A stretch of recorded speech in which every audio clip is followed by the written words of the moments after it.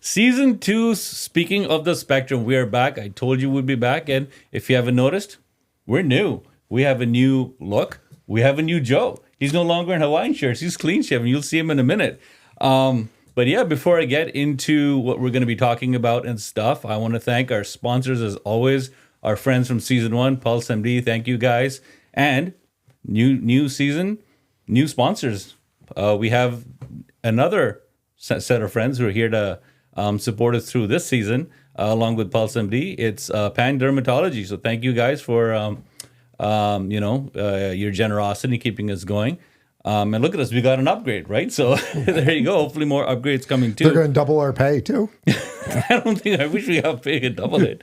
But before we go on things, let me reintroduce for those of you who are still sticking on from Season 1. Thank you. And for the new folks, my co-host, Joe Templin, human Kaizen expert, hidden duck, or like he's more of a duck hidden with other qualities. So Joe, I'll let you reintroduce yourself to the fans. Ladies and gentlemen, I'm Joe Templin. I am Shahruk's sidekick. I am the father of 2 special needs kids. I'm the former president of the Autism Society of the Greater Hudson region, and I write a little bit on the side. Just a little bit. You just recently re-released a book, right? It was released a new one. Yep. Yeah, it was geared towards students. I mean, I don't want to do too much cross marketing here, but I think it was about. If they Google it, they can find it. Let's talk about our stuff. Let's get back to speaking of the spectrum. Let's get back to speaking of the spectrum. Last time we were here, I was still in a hoodie, which means it was still kind of cold outside, and the whole summer's gone by. And I'm in a corduroy shirt, so it's about to get a little cooler outside. You're wearing a jacket, of course. So it was an interesting summer for me. But, I think where we left things off were, we were about to get off the school routine and whatnot. As another autism dad or autism parents out there, we know that routine is really good for our kids, right? And when that routine breaks in the summer, it becomes kind of tricky, right? Because especially with my son, the trick was not sure what to do with his extra time, and when he has that, his anxiety kind of spikes. So we had to find ways to keep him busy. So we, do local drives and whatnot. One of the things that was really kind of stressful was the power went out one day around 5:30 in the afternoon, and he couldn't have his his YouTube running on his TV. He has his iPad, but it kind of got kind of dicey because we didn't know how long the power was going to go out for.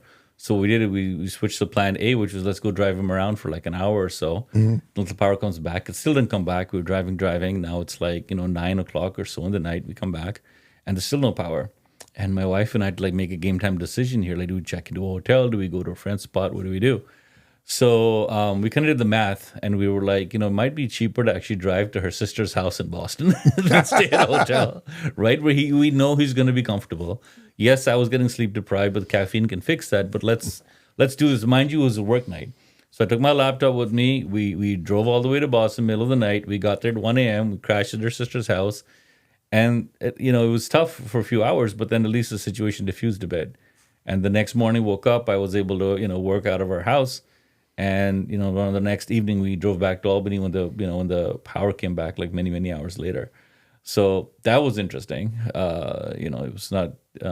It's not easy when you get those unexpected things happening, right? But that was one adventure for us. Did you have any kind of fun adventures out there? Oh, well, I had an adventure. So I took my youngest. We were going to go down to the family cabin down in the Catskills to see my dad for the weekend. My sister was up with my nieces, and because it was going to be my dad's birthday celebration, we went to see my auntie Saguna, who is a former head of psychiatry at Albany Med. Okay. So she's worked with kids on the spectrum for a long period of time, absolutely adores Colin and all that. And we go there, and anybody that's got an Indian auntie knows that if you show up, you have to eat. And you have to eat a lot. And so then we get this entire, huge thing of food. We put it in the van.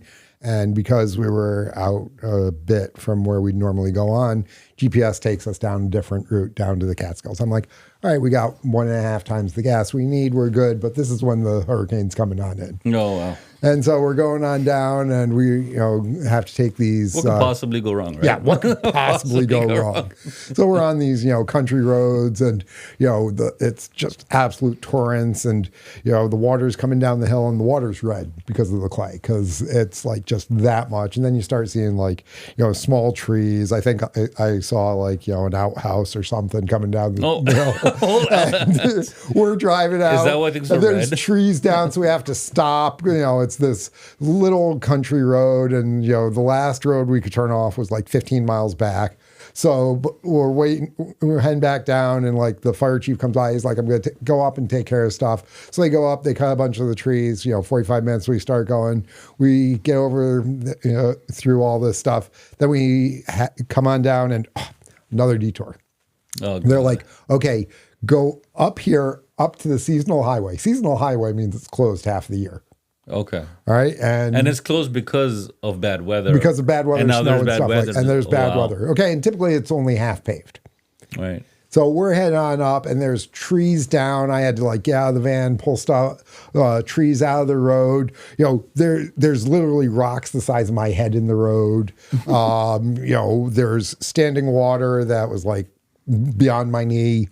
And my kid's starting to freak out. Yeah. So this is where, as the dad, you have to lower the level. Hey, we got this, buddy. You've got to have that constant. Well, you talked stream. about calm is contagious last season, Yep. right? Yeah, that's And exactly it. the sun's going down. We're in the mountains. At least there was no lightning at this point. Yet. And we finally get on through, but the gas is starting to get a little bit low, and we're stuck on this part of the mountain where I had to clear some more trees, and there's literally trenches dug in the road because of the water coming down so hard. And it's on a blind curve. I have to back down about 30 feet. I have to gun it. We're fishtailing up and over. I'm like, we got this, we got this, we got this. I see him starting to freak out. So I got a hand on him, a hand on the This is where you steering hear the narrator go, they didn't got this. wheel. Exactly. But we made it over the top of the mountain. We got on down. We reached the gas station with about 4 miles of gas left. And we ended up eventually having dinner with my dad and sister. Wow, you made it. Yep. Made it. But the lesson there was... don't panic. Yep. Everything's figure outable. Yep. And it's also you can panic on the inside, just don't display that panic, right? Exactly. One of the best coaching things I've learned, watching or reading about other coaches was you can be losing a game, just don't let your opponent look that you're tired or that you feel like you're losing. At least keep your outlook positive, and then the rest will fall together. And don't let your team see that you're losing it. Yeah, as a coach, don't Say, let your team. we got this. We got this. Yep, exactly. And that's as an autism parent, this is day in, day out. There's times where I've lost temper, lost balance, and my wife and I have to compliment each other just to keep ourselves in focus and get it through. That night, we finally made it, right? It was late night, but we did it. Would have been better than the alternative. On the summer plans, we had to make some tough calls too. It wasn't all just fun and games, right? There was a pretty big wedding back home in Pakistan where we kind of had to make it, right? Everyone in the family made it. And we were debating for a month on whether or not we should make this trip. I know last season I talked about how we flew to Dubai, right? We planned for months, we got everything together, and we made that trip, and it was wonderful, right? But this time around, we weren't so brave, even though the calling was higher. It was a very important wedding. We couldn't make it, right? And it was up to the point where I was about to buy the tickets. We had our passports in hand and everything. And one morning, my wife wakes up in the morning. I see her at 5 a.m. And she's like, yeah, we can't do this because he's just not in that phase this summer because there's no school. He has no routine. It's only going to get worse if we get there. Maybe luck goes on our side. We don't know. We just can't take that risk. And we had to swallow that tough pill. It was really tough to live those weeks out when we were getting, these days you get to see live updates as the wedding. And anyone knows that about a Pakistani or Indian wedding, right? It's not just one event, it's a week long of events. Yeah. So you're getting little clips from the side of everyone having fun and sending video messages. It was really hard. It's hard to see that. But, you just almost like a sacrifice you make for your kid and his sanity, right? Perhaps for everybody's sanity, because he was being rowdy, it would have been a bit kind of disruptive. But speaking of the mother nation and mother tongues, right? One of the things that that Joe and I are going to be doing this season is kind of unique. we're called Speaking of the Spectrum. And we started, I mean, it's really, I credit Joe for this. Like, we thought about how do you speak with the spectrum in different languages, right? And that got us thinking about, the word that I know last season we talked about how the word autism in English at least was derived, right? But now we were thinking of taking a step further and seeing if there's other meanings in other languages for that word, right? I'm going to come back soon with what the word was in my language, maybe in the next episode. I want to just dig into it a little bit more because the last thing I want to do is like have people watch and be like, you said you know Urdu, you don't get that word at all. So let me do a little bit of homework on that. I'll be back. But Joe, you want to take one to inaugurate us with, Absolutely. a language of your choice? So I love this. And this is actually the word that keyed off this entire idea of us searching for how others are speaking of the spectrum. And in the Māori language. So anyone who watched Moana, that's the language that they're using there. It is Taki Watanaga. And I probably slaughtered that, so please forgive me.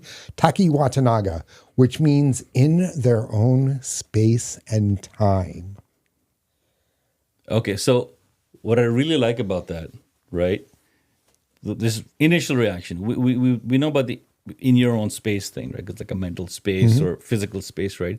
But in your own time, right? Because I wonder if, I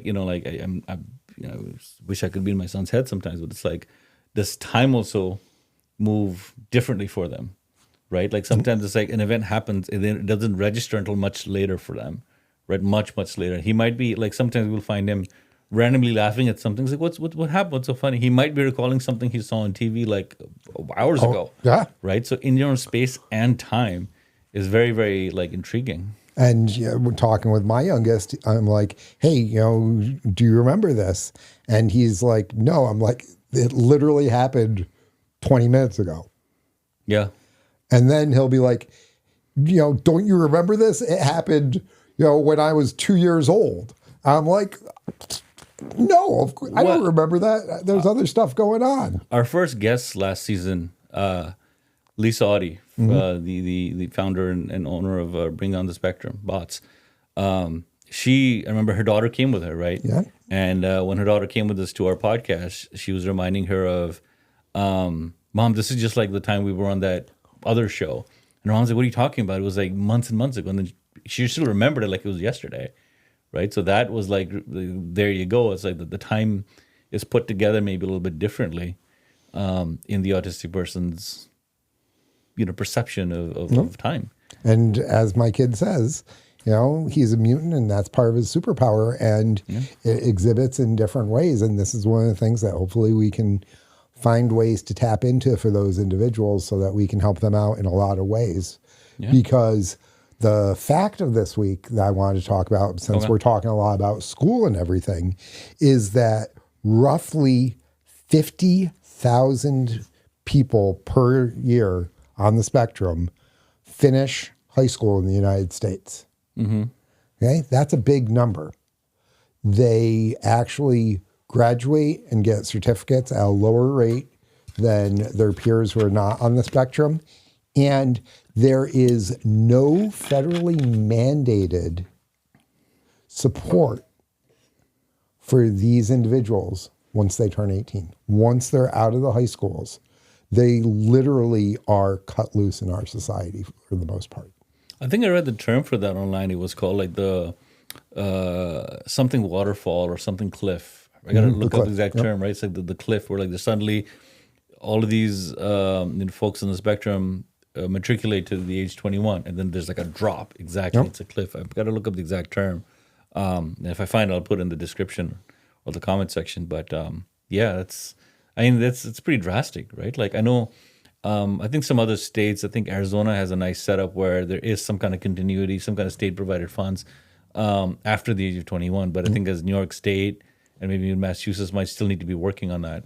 And there's some things you can do to support them, like the ABLE accounts, and we'll bring somebody on later this season to talk about that, hopefully. So that people can understand how they can support their special people beyond the normal aging out period. Yep, exactly, 100%. And that's one of the things my wife and I have been looking into, and something I do want to talk about through this season, is that there still are a lot of provisions provided by the state that a lot of people locally or within the state don't know about, like self-direction funds and stuff that the state can provide.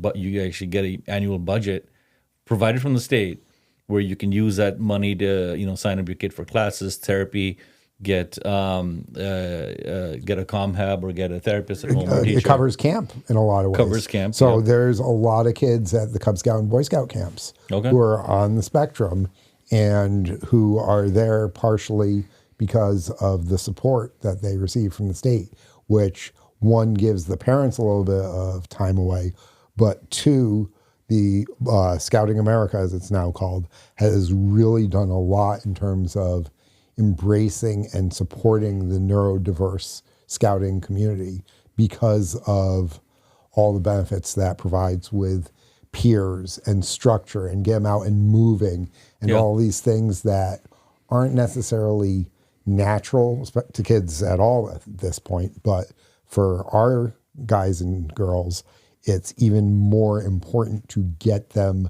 physically moving and interacting with other individuals. Yeah, totally. So if you're a parent watching and if you're looking for activities for a kid to do or even looking for funds, go ahead and Google things about self-direction, but more importantly, reach out to our organization, Autism Society Greater Hudson Region. That's what we're there for. Joe and I are both board members. I'm currently the vice president. But that's what we're here for. Our website is asghr.org, Autism Society Greater Hudson Region.org.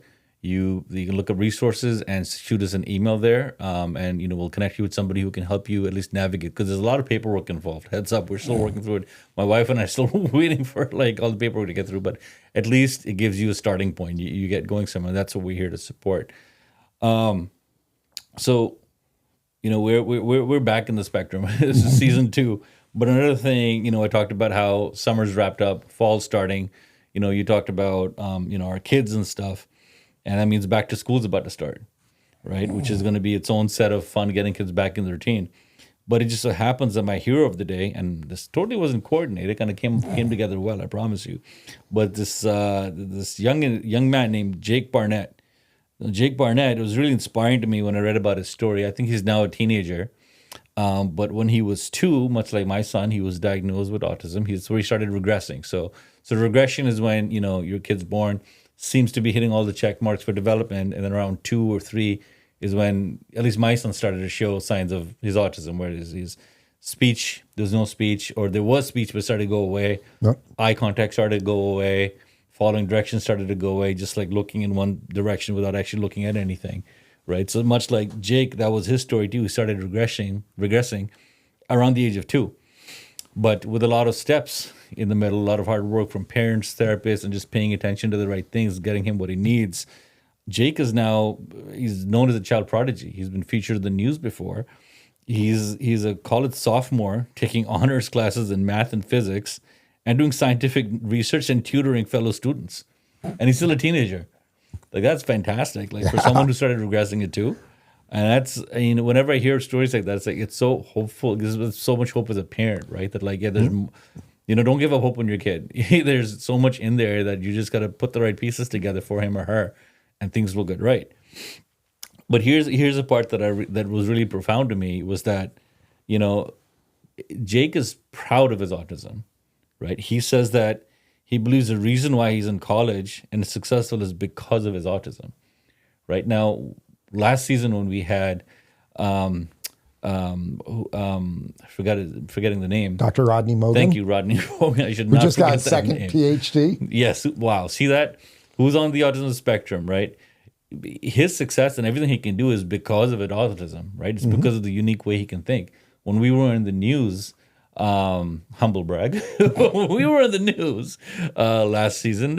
We talked about that because we were asked about, there's this huge gap in employment and stuff, and can we tap into that, the society, this community of autistic individuals? And I was like, absolutely.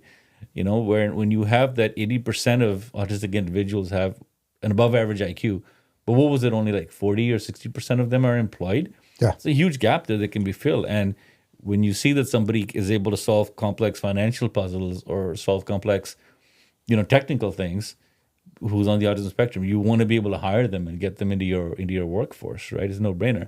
So same thing with Jake, and his success, but also part of his success was around his parents said that they actually changed his curriculum to the subjects that he loved instead of, trying to force your kid to do like, oh, I want you to be an engineer, or I want you to do this. They let him do what he liked, and that's what started getting the reactions out of him, and that's a success. So And he's studying physics, right? studying physics, yeah. See, boy, that's my own heart right there. Hey, sorry. And that kind of ties him to my Adam project of the day tip there, right, too, right? So as a refresher for those fans of you who have not watched season 1, first, go back, watch season 1. Come on, guys.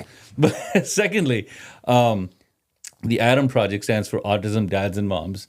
It's also a way to get Ryan Reynolds' attention. I know he's basking the glory of Deadpool Wolverine right now. Yeah, but it's not like he's doing very much other than walking the red carpet. So he can take the time to send us a cease and desist. Yeah, stop using my time travel movie's name, right? Which was the Adam Project. But anyway, so the Adam Project is Autism Dads and Moms, where Joe and I talk about, we at least bring up different tips for parents or hear from other folks that follow our podcast and share their tips. So for me, that's really it. It's like for, as a parent getting back into school, routine's going to change. One thing that really worked for us is get our son in for it's almost like your own orientation in school, right? Coordinate with the teachers. Most teachers in schools will accommodate it. Go early, have them check out the new classroom, maybe see a teacher or two. Just get the kid acquainted with the physical area and keep talking to him about it. Do those pet cards you can make to give them social stories, what school's going to look like. Get their bedtime routine going. That kind of applies for every kid. Get those things going early on so the kid's used to it. It doesn't come as the school day should not be the first day that they realize they're going to school. Just to start the prep work early. But yeah, that's the back to school, back to the spectrum Adam project tip that I had. Loving it, brother. Loving it. So as we wrap things up, the main takeaway for today, do you have, from everything we discussed about, our summer adventures, going back to school, high school graduation rates or the lack thereof, what are you kind of taking away from today? The big thing is that transitions are hard for everybody. Start of the school year, end of the school year, going into a new school. My youngest is moving up into the high school this year. Things change. And so creating as much stability wherever you can for them and letting them feel and experience and pre-experience wherever possible, like you were talking about, the newness so that it is looked to with a sense of anticipation and adventure as opposed to fear. That is 100% accurate. I side with you. So, to wrap up the episode today. Tune in next week as we talk to, spoiler alert, one of the fastest super dads out there. Yes, he's local. I'll preview his name. You got to tune in next week to find out who he is. And, thanks for watching or listening or wherever you are on YouTube, Spotify, and Apple Podcasts. Follow us on Instagram and what's the other one called? TikTok. You can tell I'm above 40 if I had to think about TikTok. And before I go, one other thing that's new is we have an email address now, podcast@asghr.org. Email us, Joe and I will get it, and we'll respond, I promise you. Awesome. I'm looking forward to it. And everyone, please remember this one thing. The only way that we as a society are going to be able to keep evolving and getting better is if we keep speaking of the spectrum. See you next episode.